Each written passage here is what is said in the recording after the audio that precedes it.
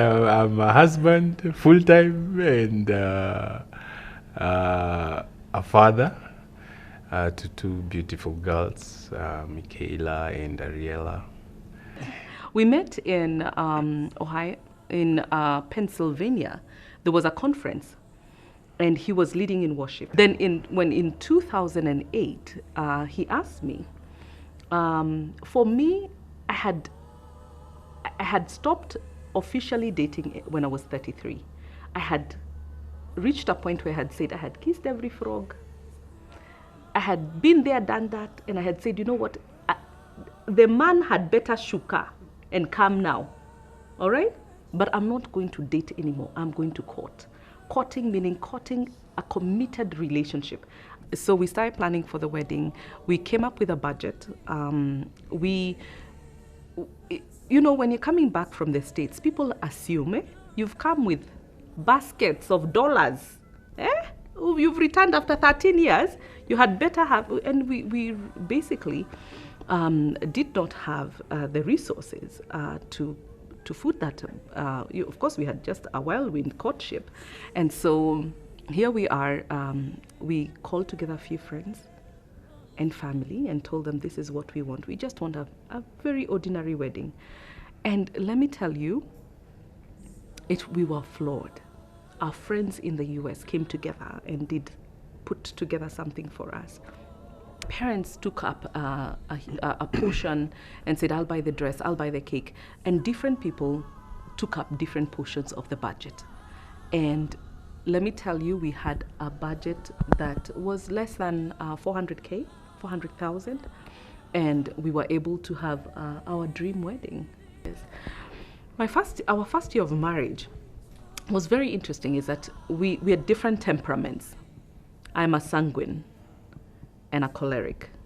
He's a phlegmatic male, melancholy.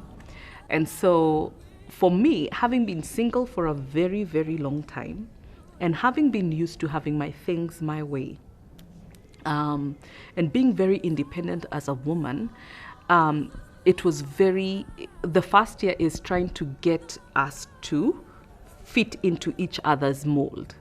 I'd find that he's a very neat freak. He's very neat. And I remember the first year, I got sat down and we had a conversation. I'd get home and I'd remove my shoes. See, in my own house, I used to remove my shoes. See, they'll get back in the closet wherever they're supposed to be. Yeah. There's some habits that I had built because I had lived alone for a long time. My dishes, I would do them, but I would do them whenever. Even the following day, see, they'll get clean. So I never used to think that anybody would really mind that dishes. And anyway, see, he loves me. One day I got sat down and he said, you know what, I prefer, he was really calm. He did not shout at me, but he told me that, you know what, I've noticed that, you leave the shoes and you leave the kitchen counter like this. And at first I was thinking, you're counting my sins, And at first I was thinking, I mean, who cares about that the Nini was on the floor? And I realized that that's his personality. And that for him, when you think about the 5 love languages, the 5, which is acts of service, touch, gifts, affirmation. And for me, mine was affirmation and touch. His is acts of service. So when I had the kitchen counter clean, and when I had the house very well neat, and that's my way of showing him that I love him. That's how he received love for me. And I didn't understand that that's his language of love. Okay. I thought I was speaking to him in my language, which was touch and affirmation. But he wasn't. We were having a communication breakdown. And at first we ticked each other off. And then I came to understand that, okay, that's how he receives love from me. When he finds his house is neat. And he had this thing of saying that, when we get kids, you do not want to have the kids tripping over your shoes and all that. affirmation is a language he probably is foreign. It's like French, you know.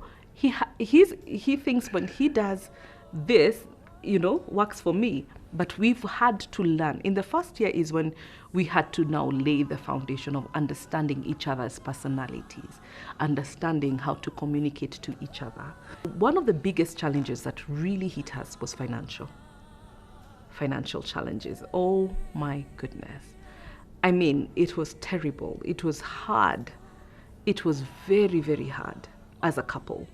The fact that when we got married, we both were not working, okay, that is not an easy step to climb into because you're starting at minus, okay?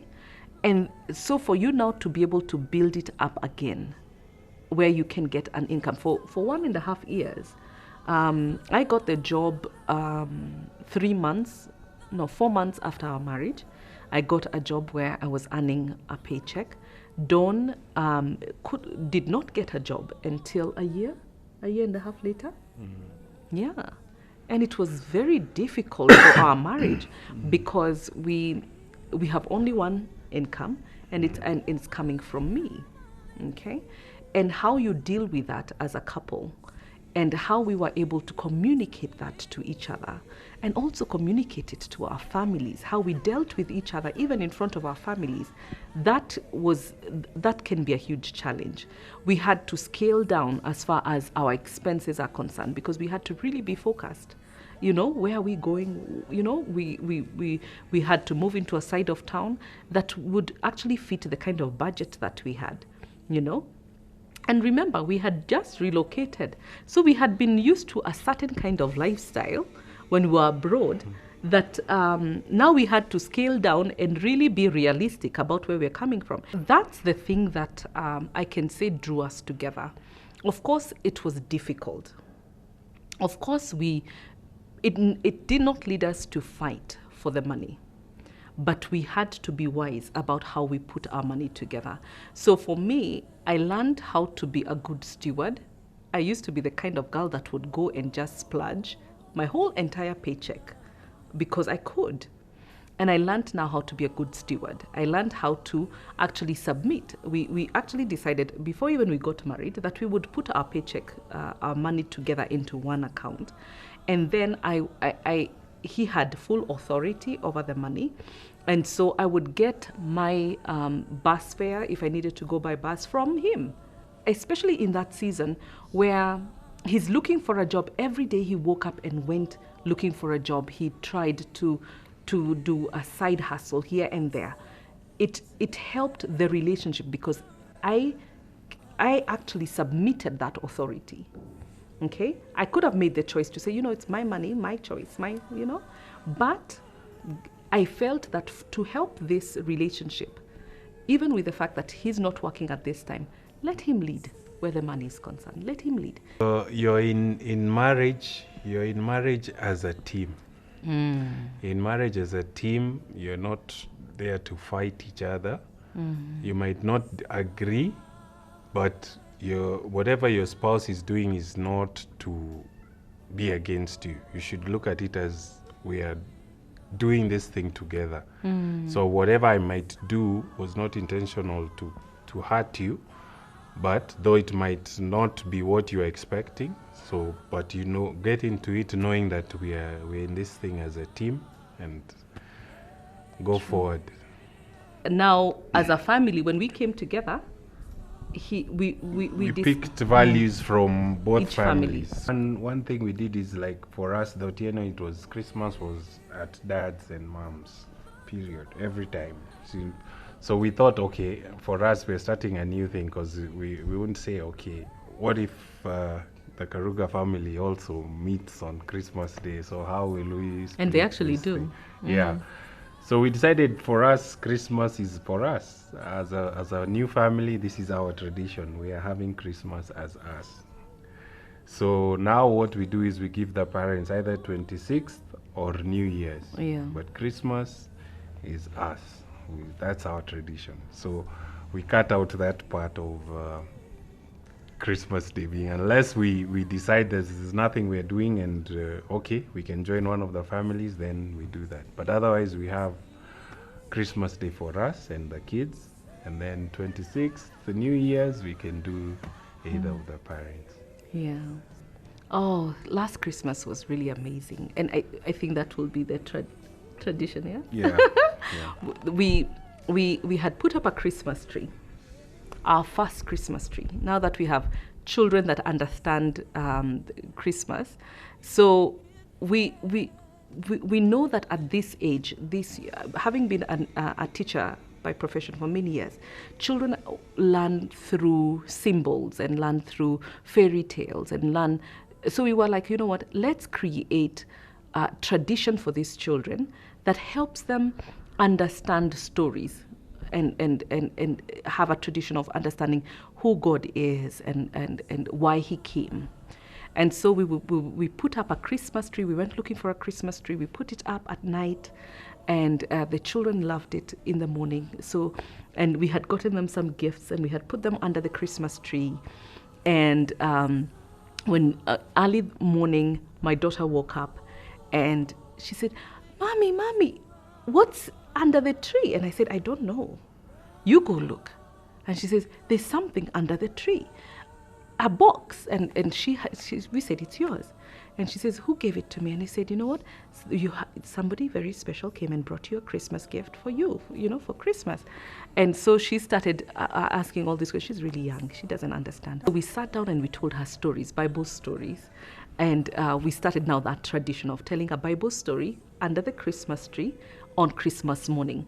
And then after that, we had guests that were coming. So I cooked up a storm and laid the Christmas table with all kinds of foods. And I put out all my best dishes. And I felt Christmas in my home now. I felt like I was mom.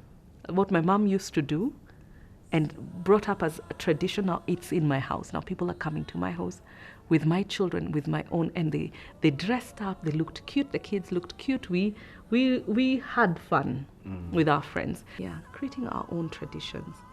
And traditions are what we remember. I mean, we grew up in the 80s. Christmas for us was if you didn't have chapati that morning and a big Fanta soda bottle, Schweppes.